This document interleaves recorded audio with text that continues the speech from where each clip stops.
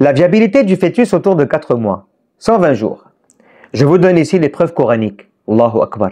Surat Al-Mu'minun 23, versets 12 à 14. Verset 12. Nous avons créé certes l'homme d'un extrait d'argile. Verset 13. Ensuite, nous en fîmes une goutte de sperme dans un reposoir solide. Verset 14. Puis nous avons fait de la goutte une adhérence. Ensuite, nous avons fait de l'adhérence une bouillie mâchée. Puis, nous avons créé les os. Ensuite, nous avons revêtu les os de chair. Ensuite, nous l'avons produit en une autre création. Gloire à Allah. Allahu Akbar. Le meilleur des créateurs. Subhanallah. Ces versets décrivent avec des termes étonnamment précis les étapes du développement embryonnaire humain. Le passage de l'embryon à une autre création, à la fin du processus, évoque un tournant biologique majeur, correspondant aux découvertes modernes, situant ce changement autour de 4 mois de grossesse. Subhanallah. Comment ne pas y croire? Comment ne pas croire en toi, créateur des cieux et de la terre? Je vous donne ici les découvertes scientifiques.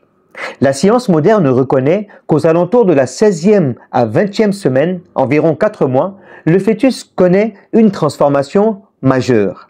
Développement des organes principaux, apparition de mouvements perceptibles par la mère, début de l'activité cérébrale organisée, détectable par électroencéphalogramme, EEG.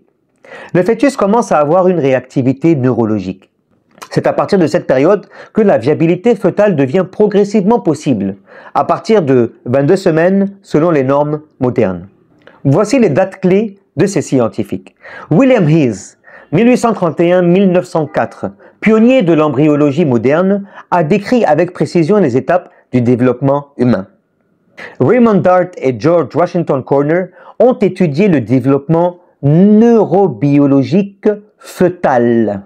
Dès le milieu du XXe siècle, la médecine néonatale a reconnu que le fœtus franchit un seuil critique entre la 18e et 22e semaine.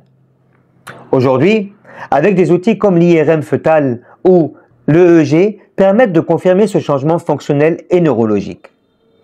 Concordance avec le Coran, subhanallah.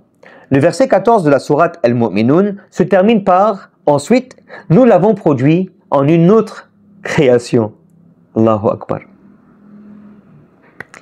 Ce passage peut être interprété comme une transition biologique correspondant à ce que la science décrit, une autre phase du développement humain, marquée par la différenciation fonctionnelle du fœtus.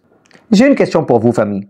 Comment un texte révélé au 7e siècle, c'est-à-dire il y a 1400 ans, pouvait-il décrire avec tant de justesse un processus biologique aussi complexe, que la science n'a pleinement élucidé qu'au 20e siècle? Si ce genre de contenu vous plaît, n'oubliez pas de vous abonner, de commenter et de partager.